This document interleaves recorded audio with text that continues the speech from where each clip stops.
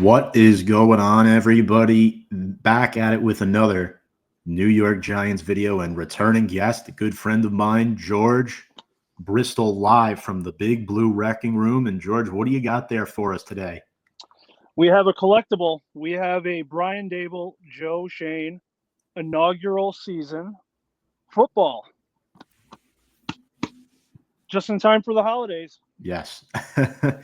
And speaking of the holidays, I'm sure Christmas came early for some Giants fans today as the New York Giants officially move on from head coach Brian Daboll. He was dismissed early Monday afternoon. He becomes the fourth head coach to get fired by the Giants in the last 8 seasons. Had a record of 20, 40, and 1 in the regular season. In his time as a head coach, he was 1-1 in the playoffs, 11 and 33 over the last 3 seasons. And George, before I get your initial thoughts, I just want to go over quickly the timeline here for Brian Daboll that ultimately led to this. 2022, AP NFL Coach of the Year. They went 9-7-1, made the NFC divisional round. 2023, they took a step back, 6-11. They paid Daniel Jones $40 million. He got hurt. Tyrod Taylor got hurt. They were down to Tommy DeVito. Wink Martindale took the fall for that season, along with his defensive assistants. There was some beef brewing there.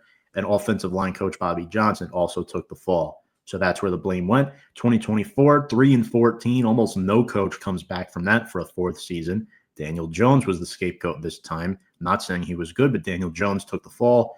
DB's coach Jerome Henderson also took the fall to make an excuse for the reason why Deontay Banks took a step back in what he did in his sophomore season. And then 2025, 2-8 start in his first 10 games. There is nobody left to blame. Goodbye, Brian Daboll. George, your initial reaction when you first saw this news? I was not surprised at all. I was watching the game yesterday, saying to myself, obviously when the game ended the way it did, this is it, folks. You cannot come back from this. 4th loss of being in the lead over 10 points in the 4th quarter is not something to brag about. That's a coaching problem. That is 100% a coaching problem. I was a little surprised because a lot of the beat writers this morning were like, nope, business as usual at 1925 Drive in East Rutherford. But something must have changed at some point. I'm not surprised at all. Yeah. I think if anything surprised anybody, it's that Joe Schoen did not go with him. You know, we'll get into Joe a little bit later in this episode here. But George, quickly, I want to ask you, you said you're not surprised. Was doing this now the correct move, or would you have waited till the end of the season? I think the only benefit to doing it now is you kind of kick the tires on Mike Kafka. He was a guy who was in roundtables to be hired for head coaching positions before. So from a business standpoint, you give him 7 games, see what he can do, see how the players respond. I don't know how the locker room's going to respond to him, but it's good experience for him. And sometimes they extend jobs to these guys that are interim, depending on how they do. So other than that, I don't think there's any benefit. They could have waited and probably had the same results. I think more importantly, you probably got to sit Dart for a couple of weeks now just to give the kids some rest. There's nothing to win. I mean, I don't think this team wins games regardless who's under center at this point. You're looking at a top 3 draft pick regardless. But, see what Kafka could do. I mean, I'm assuming that's the reason they would do it. But yeah, and that too, Kafka being the assistant head coach gets elevated to that role. I know a couple people texted me surprised why Kafka. Well, it makes the most logical sense. He will take the step up. Giants are a very methodical, seniority type organization. Kafka is the lone assistant who's been there for all 4 years from the coordinator level, so he moves up a notch. And for me, George, the reasons why I think Brian Daboll got fired, other than what I highlighted in the timeline of his tenure, started 6 different quarterbacks, had a winning record with none of them, fired 2 of his 3 coordinators, and flip-flop play calling with the one that he kept, Mike Kafka. Replaced 5 of 9 position coaches on staff. You mentioned losing 4 games, went up by 10-plus points this year in the second half. Lost 3 games where they had a lead with 2 minutes to go.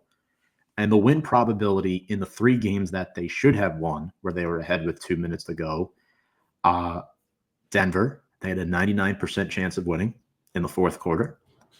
Chicago, this past weekend, 96.9% chance of winning. That game was a lock. And then Dallas, 92.3.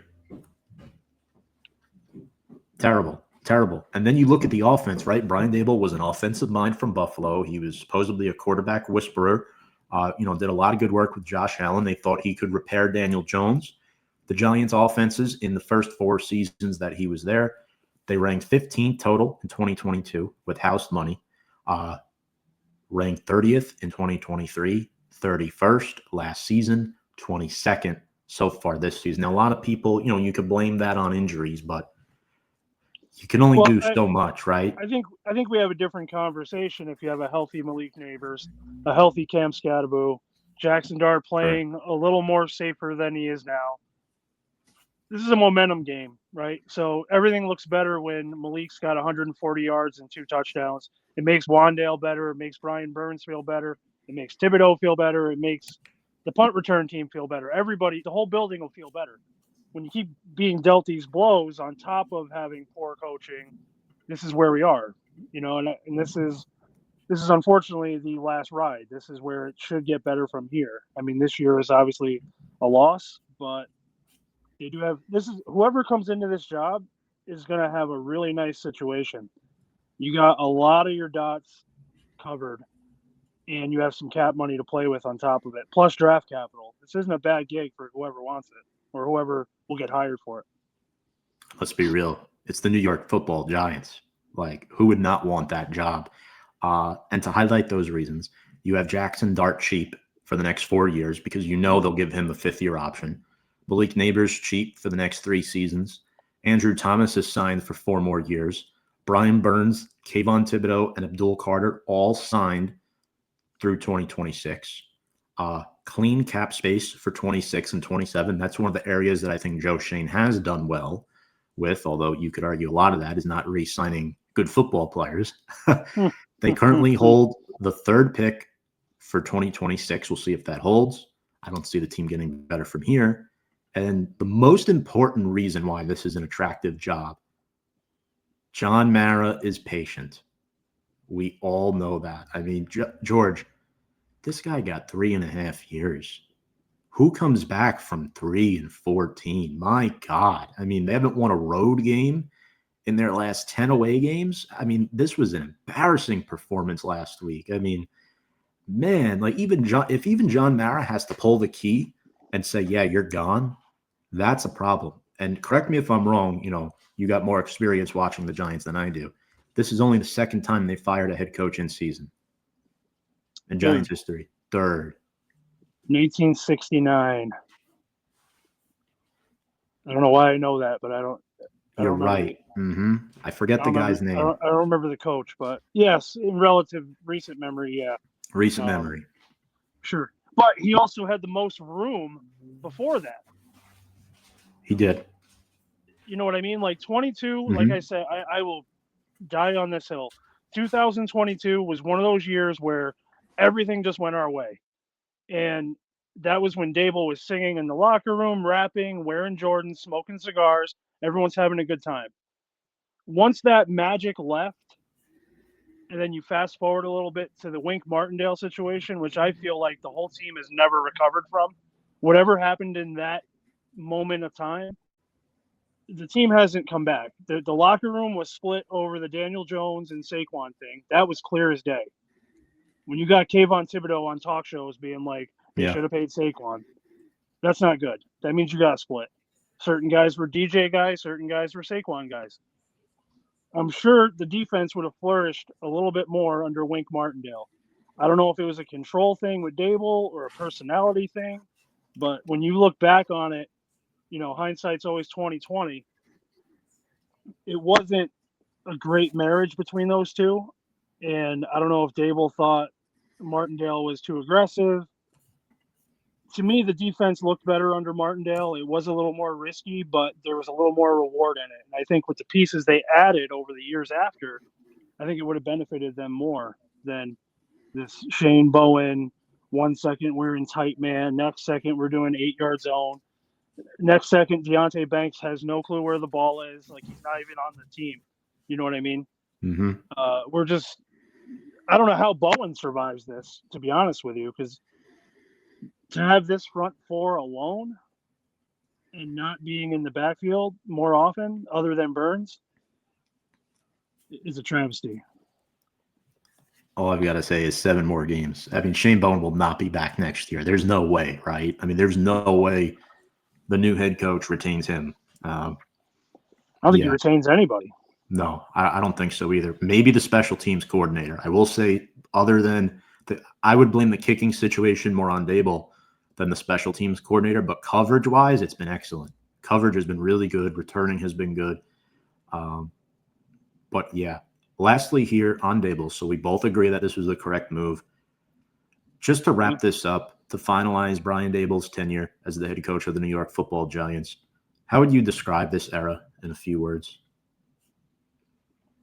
Underwhelming, painful, frustrating, dark,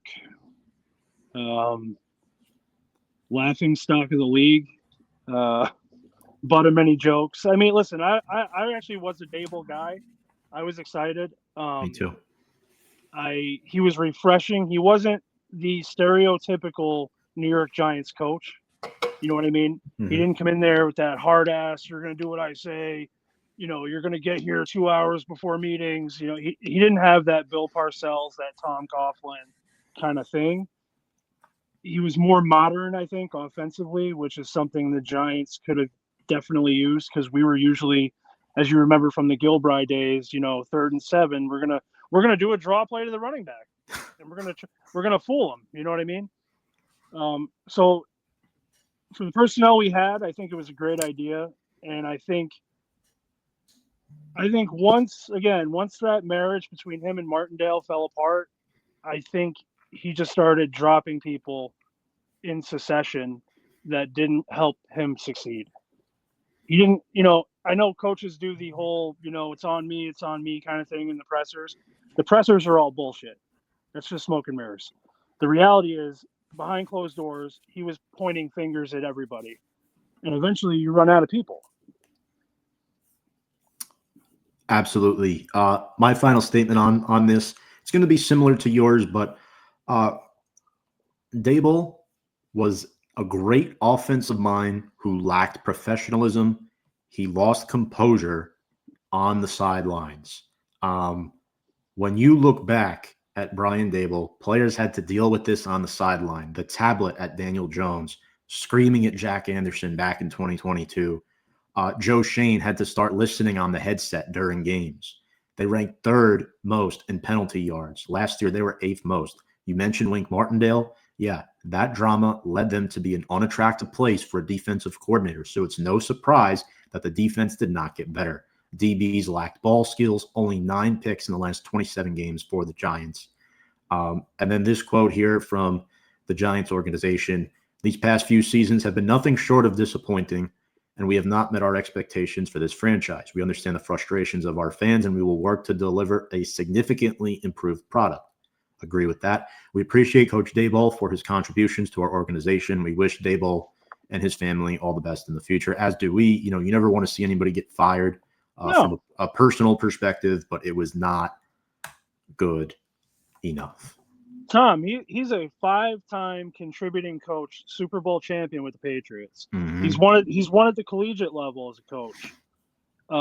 Obviously, coach of the year in 22, his rookie season in the NFL. Like, he's a successful coach. Yeah.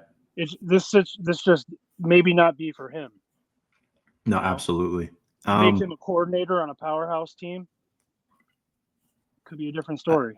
Yeah, I think he'd be a great OC. Maybe he'll go back to Buffalo or another place. Now, I want to ask you about Kafka before we move on to Joe Schoen and whether or not we think he should be safe or not. What do you make of these last 7 games with him being the interim head coach? Because I've seen a lot of mixed bag type of results. We know he took over play calling this season, being the interim head coach. There's quarterback coach Shea Tierney move up to be the offensive play caller. There's a lot of what's the word I'm looking for? Dominoes that, it's like a chain reaction. A lot of things are going to change on the sideline this week. Kafka moved down to the sidelines this season after being up in the booth the previous 3 years. And for me, it's just streakiness. It's inconsistencies. You had Theo Johnson on Sunday, who had a career best 71 receiving yards in the first half, only to have 4 receiving yards in the second half. Devin Singletary gets used like once every 3 weeks. Jackson Dart, great stuff, unable to stay on the field. Daniel Bellinger, underutilized player, in my opinion. 1 of 4 in the red zone. That has to improve. That's not just a Daboll thing. That's a Kafka thing as well. This is a team that lacked discipline. They had 10 penalties last week. So, I don't want to hear and say, the team is going to get better with Daboll's gut. I think it's going to get worse, to be honest with you. It's not just because Daboll's off the sidelines. You still have this bum defensive coordinator who's allowed 127 points over the last 4 weeks. 73 of those points have come in the fourth quarter, George. That cannot happen. So what do you make of these last 7 weeks? I think it's good experience for Kafka, and that's about it.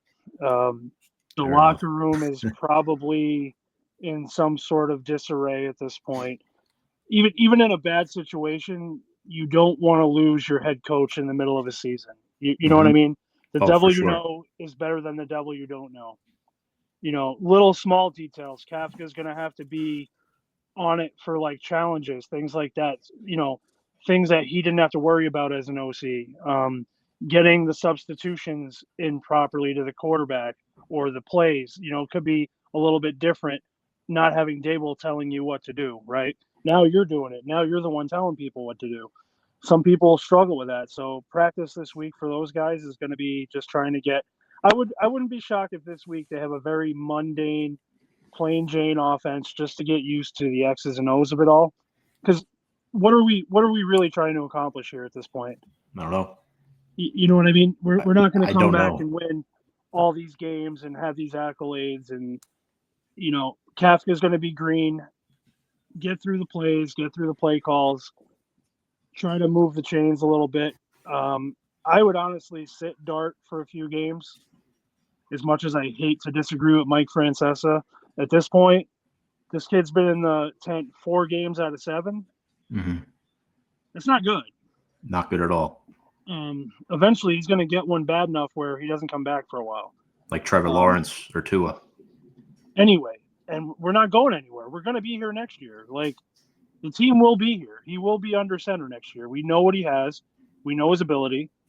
Put the right chess pieces out there with him that are injured at the moment and run with it.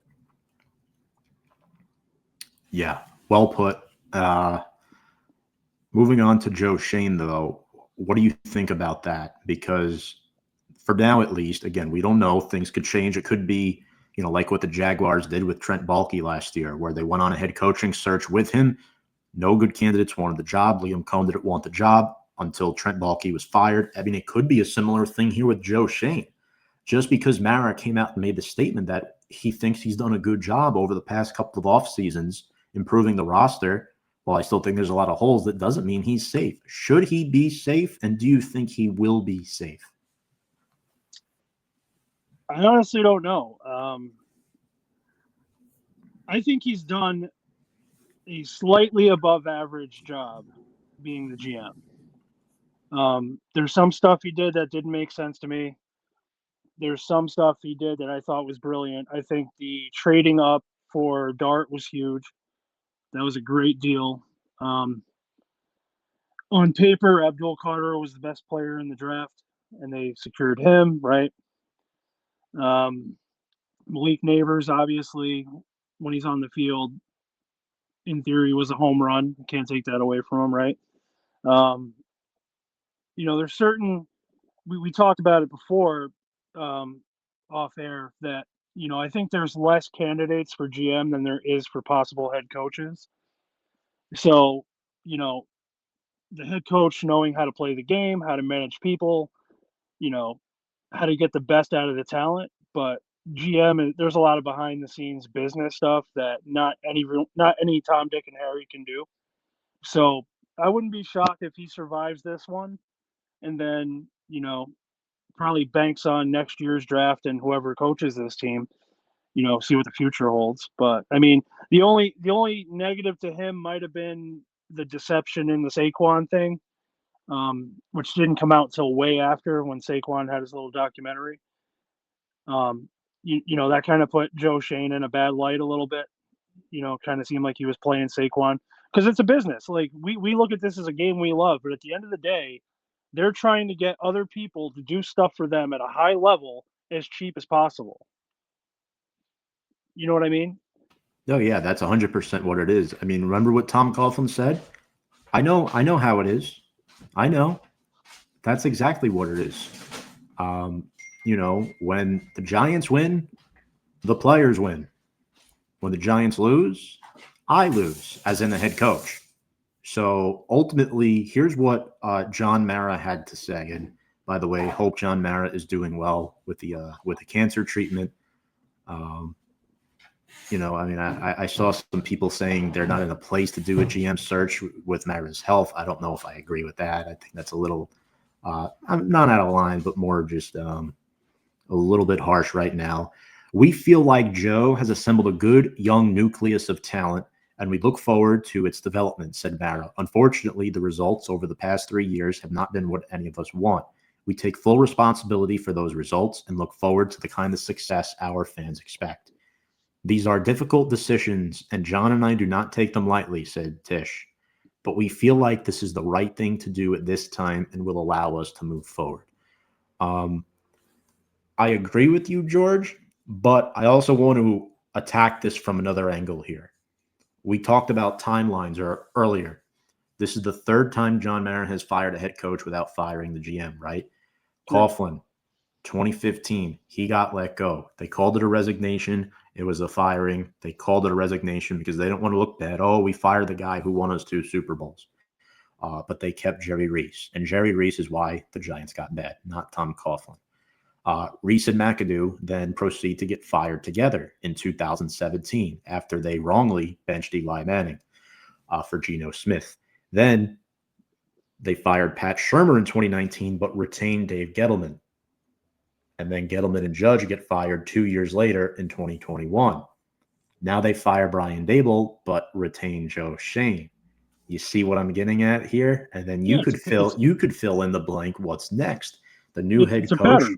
The new head coach will probably be on the same timeline as Joe Schoen, which is a massive problem. That needs to change, which is why I would not be mad, despite all the good trading that he's done, all the good draft picks he's made over the past 2 to 3 years. I would not be mad if Joe Schoen got let go.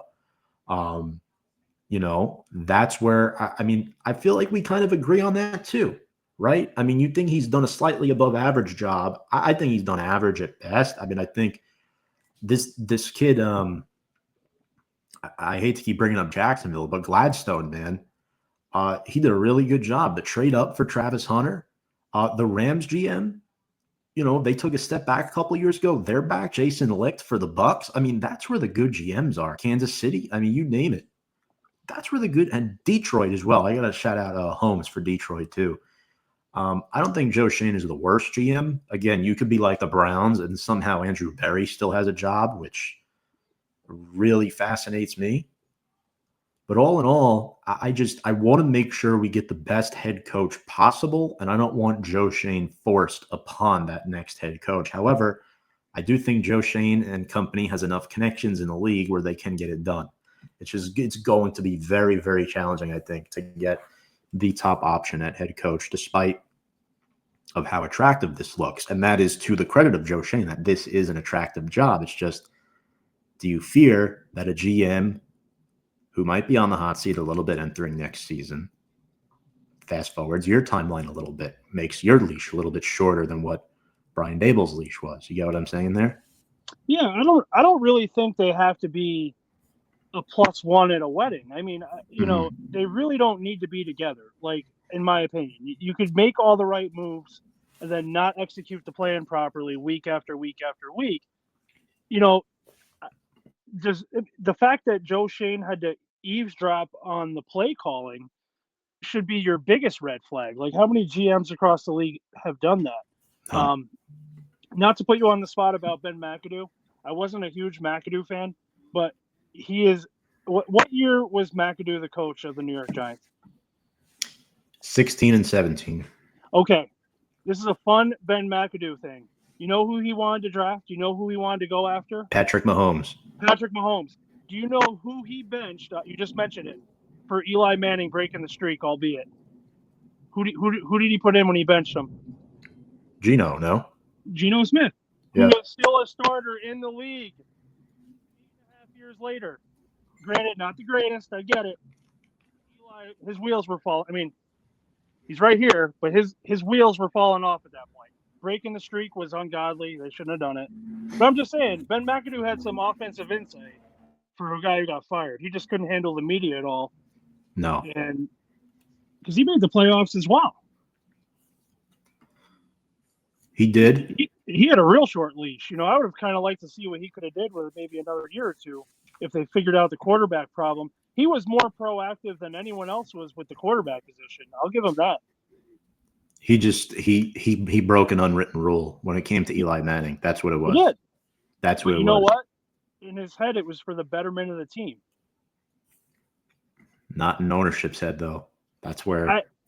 But that is our problem. The Giants are loyal to a fault sometimes. True. They are loyal to a fault. Okay. I just, not to rewind 8 years ago, George, but if it was me, I would have gave the rookie Davis Webb a shot, who you drafted in the 3rd round, by the way. The fact that I think they went Geno over Webb might have been what got people mad, more mad than they should have been over this. Is Geno in the league still, or is Davis Webb still in the league? I'm just saying. Davis Webb is in the league.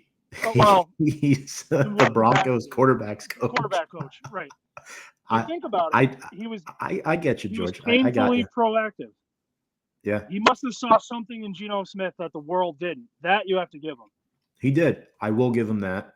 Not that Geno Smith is doing very well at all right now, but no, he's bottom 5 in the league right now, sadly. The age is getting to him a little bit, and he's just on a bad football team.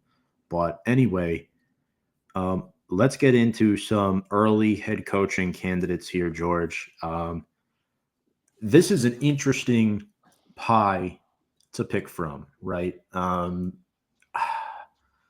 There's guys that are obvious names that you want to throw out there. There's also some dark horse candidates, and I'll start with you here. Who is the guy, if you have any yet, that you're thinking, oh, this guy would fit like a glove as the head coach for the New York Football Giants?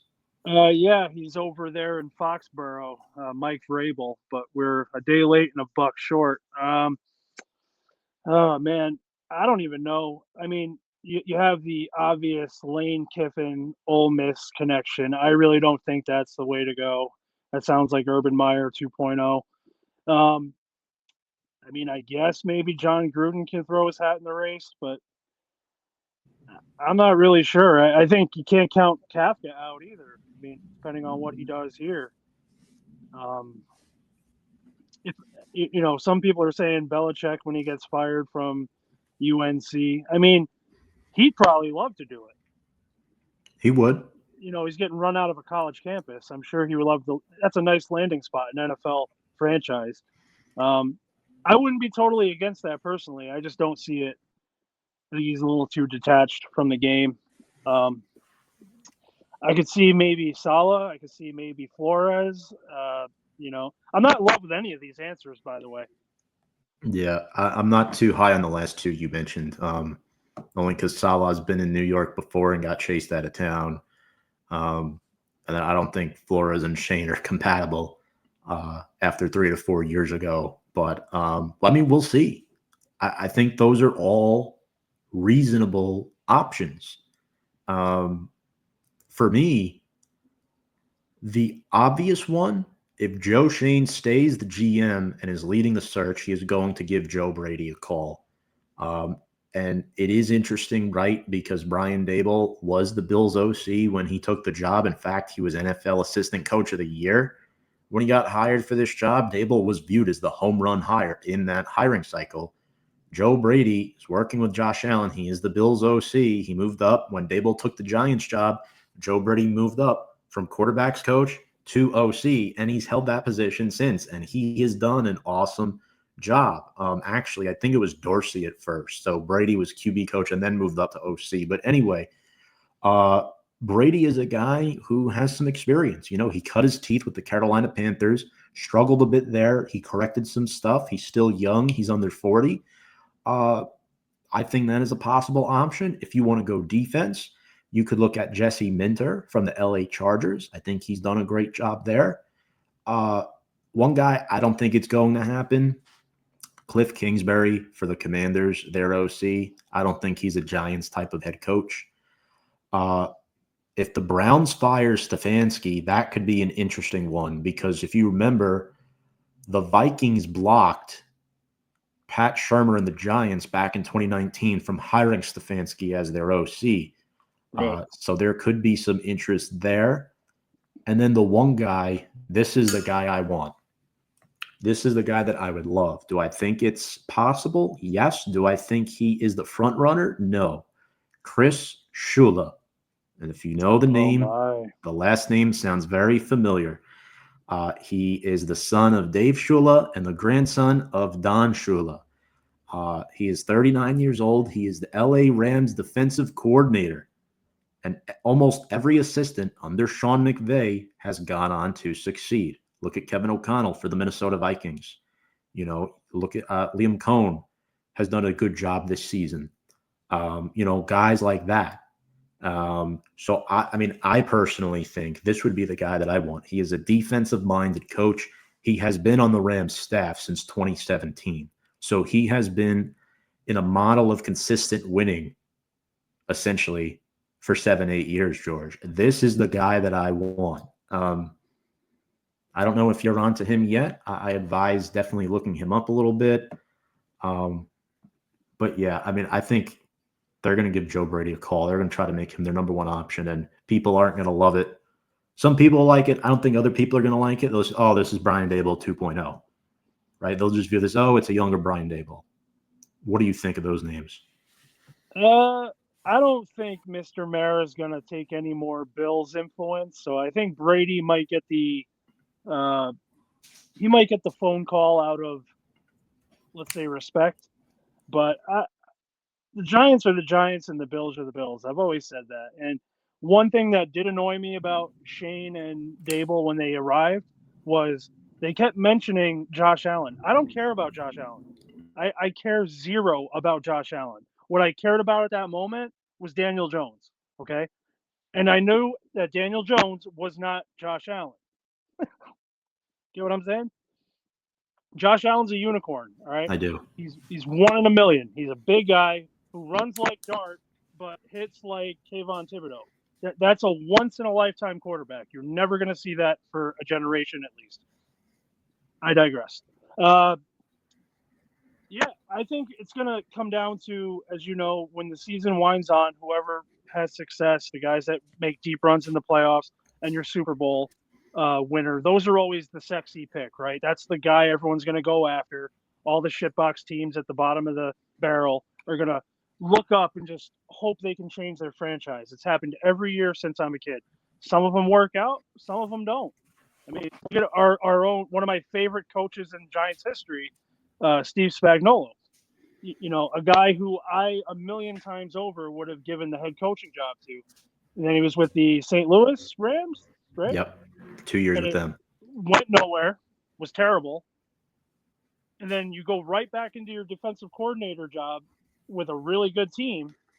I think the Chiefs have been considered pretty successful. Oh, yeah. You know, so I don't think they have any plan on who they're going to – I don't think they need to either. I think they can just sit back, let the chips fall, see where these guys end up in 5-6 months. You have all winter to talk about it. It could be any of the names we just had, or it could be someone we don't even know. Absolutely. I know you're a Notre Dame fan. He's not leaving Notre Dame, but Marcus Freeman is a guy too. He's not leaving, but just imagine that would be awesome. That would be awesome. Although I don't want him to leave the Irish just yet. Listen, if Urban Meyer couldn't do it, anyone cannot do it. You get what I'm saying? Absolutely. It doesn't always translate. No, you're right. Damn. Another head coach bites the dust. This is a turning point. Pieces are in place at important positions on this roster. It's just, can you get the right coaches in to coach those guys? And Georgia, any last words of wisdom here for the Giants faithful? You know, maybe some fans are down today and don't think there's a way out of this. There's plenty of good players on this team. It's just a matter of unputting the square pegs in the round poles and just make them fit the right boxes. Get the right coordinators in, the right scheme, get these guys believing in themselves a little bit. You'd be shocked what a couple of wins will do. You go on 2, 3, 4 wins in a row. All of a sudden you got some juice. You know, losing's a mentality. It's hard to break. But, I mean, we're not the Browns, okay? We are not the Browns. We are not the Jets, okay? These are teams that are almost at the point of disbanding. No matter what they do, for years it doesn't work. We have a lot of talent. We have a lot of players people would love to have. So it's just a matter of fixing the secondary, changing the scheme, getting some depth built up at the wide receiver position, and just going back to New York Giants power run football. That's all it is. That's all it is. It's easier said than done. But if the Giants can get back to their winning tradition, you know, their winning DNA, I should say, it could bode very well for the future of this franchise. And George, I want to thank you again for hopping on tonight. No this problem. Has been great. Thank you. Great guest as always. Second time. Hopefully we have you on a bunch of more times moving forward. Sure. Make sure to check us out at Big Blue Avenue on Instagram, Twitter, and YouTube at Big Blue Avenue. On behalf of George Bristol, I am Tom Scavetta saying so long. And without further ado, let's go Big Blue.